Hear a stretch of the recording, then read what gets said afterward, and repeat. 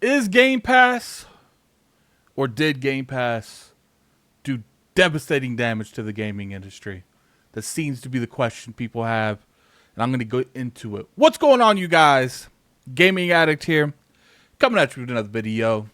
Today we'll be talking about Game Pass. There's a lot of aspects that comes to this. You know, for those of you who've been living under a rock, Game Pass is a subscription service, provided by Microsoft, where you get access to a variety of second party, and you get all their first party and some third party stuff in terms of what you could play day and date. They have multiple tiers, and for a past a couple years, people have been like really leaning into whether or not a Game Pass subscription model is hurting the industry in any way, shape, or form.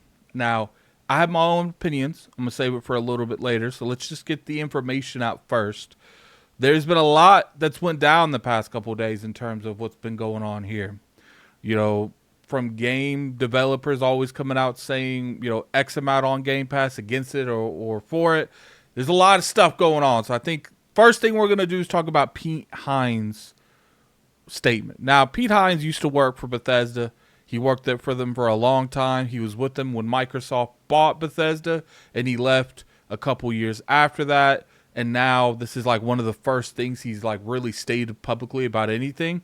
Keep in mind, I don't even think he specifically is mentioning Game Pass. He's talking about subscription services in general. So let's pop over here. So this is an article over there at IGN. Bethesda former Senior Vice President of Global Marketing and Communication, Pete Hines, says gaming subscription services like Xbox Game Pass are worth jack. You guys know what he says. If the game developers who create content for them are not properly supported, the developers who create content for them, he's talking about developers in general. The ex-Bethesda figurehead who announced his retirement in 2023 after 24 years with the company opened up to the state of the gaming industry in his interview with DBL Tap. In addition to touching in his early days of the company behind Fallout and Elder Scrolls, Hines spoke about how he felt about the future of services like Game Pass looks like. He admits his retirement from Microsoft-owned Bethesda means his view on the matter may not be up to date. However, Hines says he witnessed what he considered to be short-sighted decisions made several years ago that now appears to be bearing out of the way now. Subscription services have become the new four-letter word, right? You can't buy a product anymore, which is not really necessarily true. You could definitely buy products. Hines says, when you talk about subscriptions that rely on content, if you don't figure out how to balance the needs of the service and people running the service with the people who are providing the content, without which the subscription is worth jack. Man, he's really liking the cuss, man. Jack shit. Then you have a real problem. The tension is hurting a lot of people, including the content creators themselves, because they're fitting into an ecosystem that is not probably valuing and rewarding what they're making. So this is what Pete Hines said. Now, I want to go into a little bit on this. There's a couple things that I agree with him. There's some things that I feel, he's speaking solely from the perspective of someone trying to push and make money, as much money as possible. The biggest thing I'll agree with him is I agree with him in terms of developers. If you don't give the developers what they need to succeed, right here, this tension is hurting a lot of people, and especially including the content creators themselves. Essentially what's going on here is you're putting everything else ahead, especially money, in terms of the people that's actually making the content for you that's going to drive people to your subscription service. Now, that's 100% valid. I've been very clear on this show. I've been clear on this channel that these developers, if they're not supported correctly, they're going to leave the industry. A lot of these people can make more money out of the industry, have nothing to do with this industry. And I think a lot of people forget that. The gaming industry isn't the only industry that you could code or do art stuff with. There's a lot of other industries that will pay you more, that you don't have to worry about how the landscaping is. Now, look, every industry is cooked. Every industry chases quarterly bonuses. Every industry wants that money to be bigger and bigger every quarter. But I will say, I don't see this much spike. Maybe the tech industry, the gaming industry, like we be laying off these people that making games by the thousands every year. And to me, especially when you start looking at the vet people been in the industry for a couple years, how you gonna explain to them in the long term of why they should continue to do what they're doing? I don't know. To me, it doesn't look well, man. It doesn't look well. So then, essentially, what happened there is then Sean Layden, person that over there used to be head of PlayStation, had a lot to say about that. Now, I'm not going to go too much into Sean Layden because I do feel that there's a lot of scenarios where it does seem like anything related to subscription services in general. And I don't even think Sean Layden has an issue with Xbox. I think Sean Layden has an issue with subscription services. So then this is what happened is we got a conversation from Shannon. Now, Shannon used to be part of Xbox for a considerably amount of time. And this is what she said. This is all LinkedIn, if I remember correctly. As a long-time first-party Xbox developer, I can attest to what that Pete Hines is correct. I could and maybe someday write pages on the weird inner tensions Game Pass creates. Shannon Locked is head of World Edge and maker of the Age of Empire games. So keep in mind, she's been here for a while. She currently, leaving, doing something else. Now, I'm kind of curious on what she says on the inner tensions Game Pass creates. Now, there has been developers saying that, they are looking to develop games a little bit differently because they know that because they are so accessible with Game Pass that they want to make sure that anyone that downloads the game is going to understand going out the gate. I think that's more of an issue. Onboarding is an issue in any game. It doesn't really matter what you're doing. So I don't know if necessarily that's something that you can use in this particular thing. Look, this is where people are not going to like me. Does Game Pass hurt the gaming industry? I would say yes, but it's mainly in terms of sales on the Xbox platform. Clearly, they're cannibalizing sales on their platform. Now, people can sit there and say, oh, that's not true.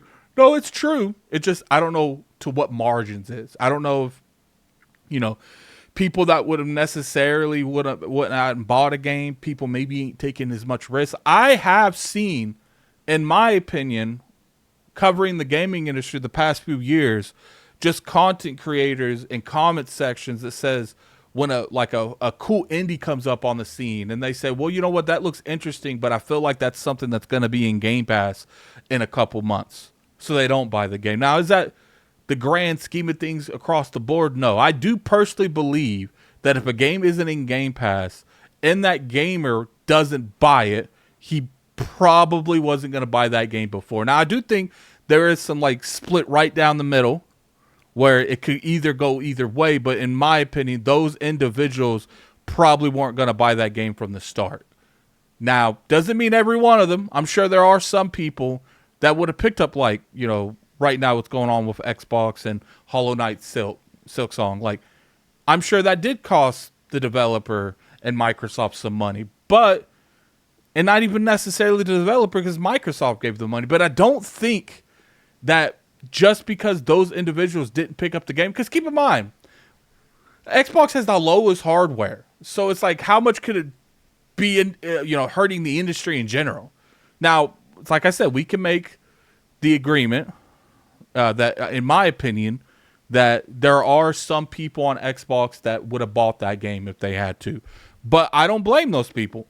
When you give someone the ability and the service such as an Xbox Game Pass, why would that person be buying stuff like that?